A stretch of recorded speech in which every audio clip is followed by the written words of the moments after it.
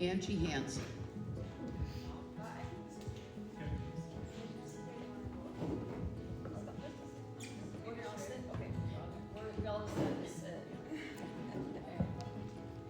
And sorry, Daphne, I might go slightly over my 3 minutes. I know I'm normally a rule follower, so my apologies.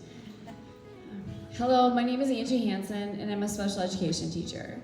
I teach students in grade kindergarten through 6th grade with disabilities. Most of my students, or all of my students, stay in my room most of the day, and then they attend with their peers for like lunch, recess, all the special fun activities, of course, and specialists, which is PE, tech, music, and art. I have 9 students in my class, and I have 4 paraprofessionals. That just shows kind of how the needs in my classroom. My paraprofessionals assist my students. They supervise many students in their grade level classes, recess and lunch, and they work with students on learning activities throughout the day. The paraprofessionals are also trained as personal care attendants. They help with bathrooming, which can be from toilet training, changing pull-ups and diapers, to just helping with dressing and things like that, washing hands. They also help some of my students with eating, and they help with other self-cares. Right now, we are able to bill, the schools are able to bill Medicaid for the paraprofessional time that's spent with the personal care attendant services. So like that time, they can bill Medicaid. Most of my students need speech language therapy. One of my first graders doesn't talk much at all, and he has a device. He has recently learned how to say hi and bye verbally, so it's like super exciting anytime he talks. And some of my other students have communication devices, or they just need help with articulation so they can be understood. Many of my students need occupational therapy services, and that is fine motor skills so they can draw, write, cut, do things like that. And most of my students get that.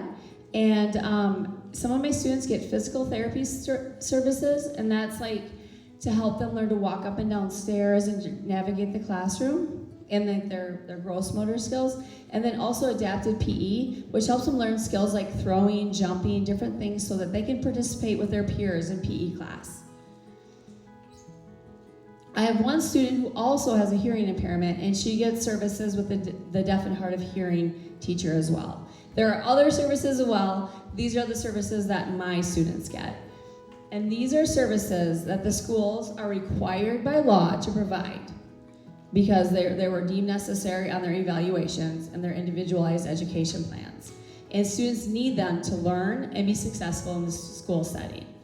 Right now, schools are able to bill Medicaid for these services.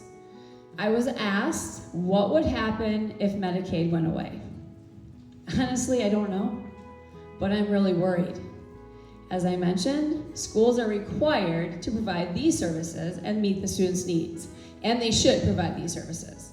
But without Medicaid, schools will have less money, will have to cut somewhere. I don't know where they would cut. My guess is they would cut paraprofessionals and teachers. Most of my students cannot learn independently. They need very small groups and one-on-one instruction. So if my program had fewer paraprofessionals, my classroom would basically be chaos. That was the first thing that came out of my mouth when someone asked what would happen. I don't know. Chaos? And there would be much, much less learning happening. The same would be true if there were less teachers. That would mean my class size of 9 students would be much greater, and they would still get less individualized instruction. My students are behind their peers, and the skills they learn will help them be more independent adults. So everything they learn in my classroom and keeping going throughout their years is going to help them be more independent, successful, and happy adults.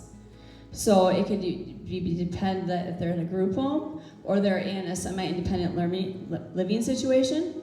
Maybe it might depend if they're in a sheltered workshop for work, or they just get a little bit of help at their work site, or they're independent workers at a job. So, with budget cuts, my students will not be able to meet their potentials, point blank. And then if you think about it, paying less now will result in more costs later. Because if my students don't learn the skills and they need more help, it will cost more later. But more important, of course, my students will not live as happy or independent lives.